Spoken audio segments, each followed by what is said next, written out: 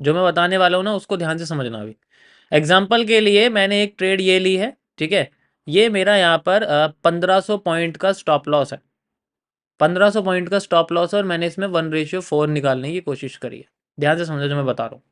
1/4 मेरे stop loss से 4 गुना, ठीक है।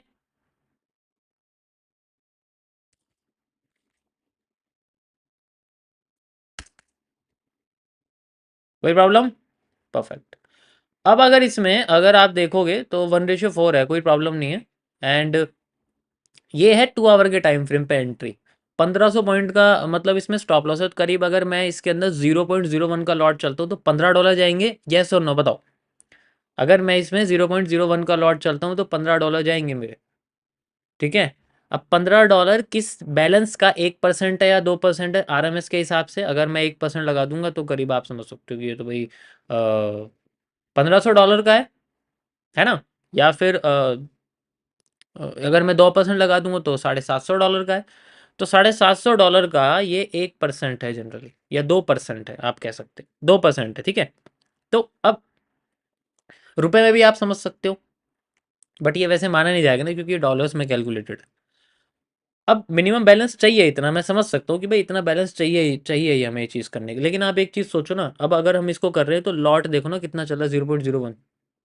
लोग $1500 के बैलेंस पे ना 0.1 चलते हैं। फर्क क्या होगा? फर्क होगा इसमें आपका कमीशन जाएगा 0.07, डेट्स इट। ₹6 कमीशन है बस, ठीक है। तो वो फर्क पड़ता है। दूसरा स्वैप में भी कम लगेगा, स्वैप चार्जेस कम लगेंगे, बहुत फायदे होते हैं, अभी आपको पता नहीं है लॉन्ग टर्म में क्या है। ठीक है।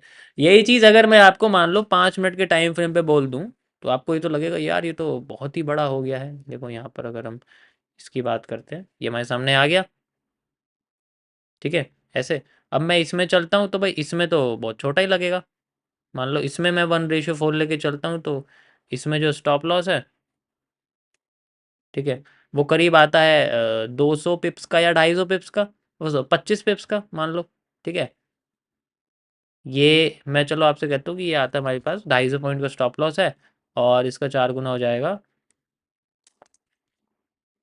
इतना। अब ये देखो, रिस्क रिवॉर्ड सेम है, प्रॉफिट सेम होना है, प्रॉफिट सेम होना है। एक में टाइम कम लगना है, एक में टाइम ज़्यादा लगना है।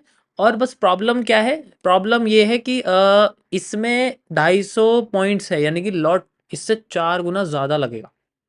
आप ये समझो कितना बड़ा लॉट लगेगा, इससे कमीशन बढ़ जाएगा। अब छोटे बैलेंस पे कोई फर्क नहीं पड़ेगा तुम्हें, जब बैलेंस बड़ा हो जाएगा ना, थोड़ा मैनिफेस्ट करो कि मेरे पास बड़ा बैलेंस है, मेरे पास अच्छा खासा बैलेंस है, देन यू विल रियलाइज कि मैं $150 दूंगा कमीशन में, मैं $15 दूंगा। तब आप ये चीज़ रियलाइज करोगे। ओके। उससे आपको पता लगेगा कि महीने में मैंने 4 या 5 एनालिसिस करे, 5 में से 4 सही गए हैं। लॉन्ग टर्म में ये फायदा होता है। अब क्या है कि आप दिन में 4 एनालिसिस कर रहे हो, चारों गलत चले गए, तो 6 7 8 9 10 ट्रेड चलने में समय नहीं लगेगा फिर। ये तो अच्छे से जानते ही हो। तो बहुत फायदा है इसके। पेशेंस कम लोग लगेगा, ठीक है, इम्पेशेंसी आ जाती है, इनकंसिस्टेंसी आ जाती है, ऐसी बात नहीं है। बट ऐसा नहीं है, कंट्रोल के ऊपर बात है। देखो मैं छोटे टाइम फ्रेम 5 मिनट से कम टाइम फ्रेम वाले को मैं गैम्बलर समझता हूँ, साफ बात है।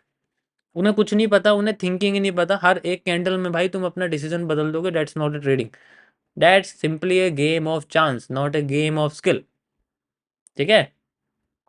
जिस साइड के कलर का कैंडल है उस साइड नहीं जाती मार्केट। समझ आ गया?